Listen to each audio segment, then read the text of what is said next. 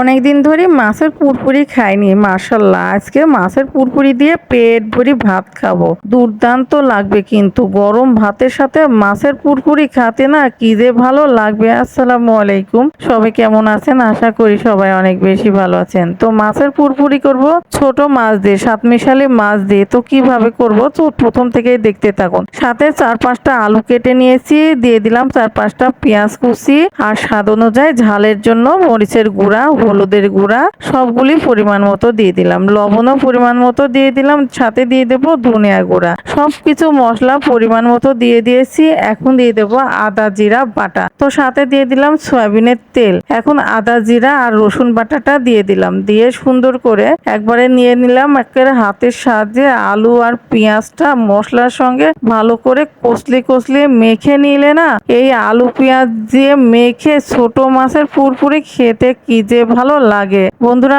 বিশ্বাস করো, একবার হলেও তোমরা ট্রাই করে দেখতে পারো। তোমাদের সাথে শেয়ার করে ফেললাম, কেমন লেগেছে কমেন্টে জানাবা কিন্তু।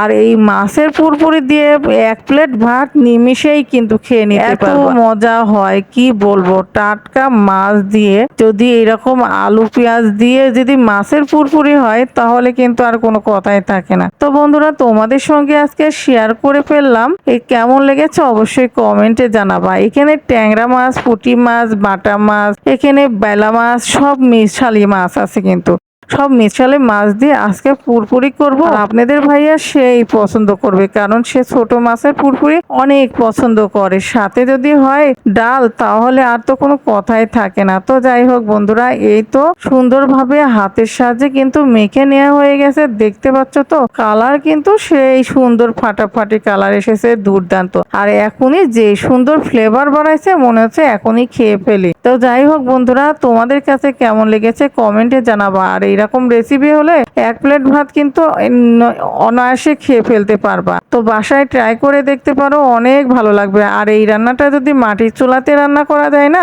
আরো বেশি মজা হয় বন্ধুরা। যেহেতু আমাদের মাটির চুলা নেই, আমরা কারেন্টের চুলাতেই রান্না করতে হবে, তারপরেও কিন্তু অনেক মজা হবে বন্ধুরা। এই তো আমি কিন্তু চুলাতে বসিয়ে দিয়েছি, আর এই তো ঢাকনা খুলে কিন্তু দেখে নিলাম। দেখুন মাশাল্লাহ মাশাল্লাহ, এত সুন্দর ফ্লেভার বাড়াইছে, আর কালারটা দেখে না কি ভালোই না লাগতেছে। মাশাল্লাহ, কেমন লেগেছে তোমাদের কাছে অবশ্যই কমেন্টে জানাবা গো বন্ধুরা। তো যাই হোক বন্ধুরা, এই তো কিন্তু আমার রান্না প্রায় হয়েই এসেছে।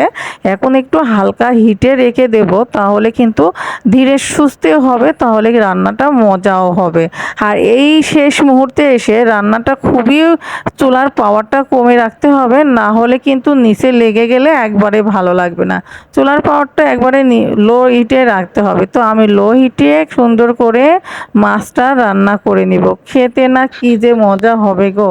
তো যাই হোক, দেখতে পাচ্ছ তো কালার দেখে সবাই মাশাল্লাহ বলবা বন্ধুরা, অনেক সুন্দর হয়েছে, দুর্দান্ত হয়েছে। তো ফাইনালি আমাদের রান্নাও হয়ে গেছে। তো তোমাদের সঙ্গে আমি কিন্তু শেয়ার করে ফেললাম। দেখতে পাচ্ছ কি সুন্দর কালার এসেছে।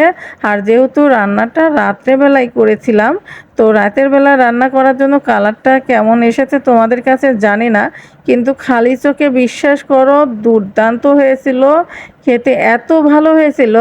আপনাদের ভাইয়া এত প্রশংসা করেছে রান্নাটা খেয়ে।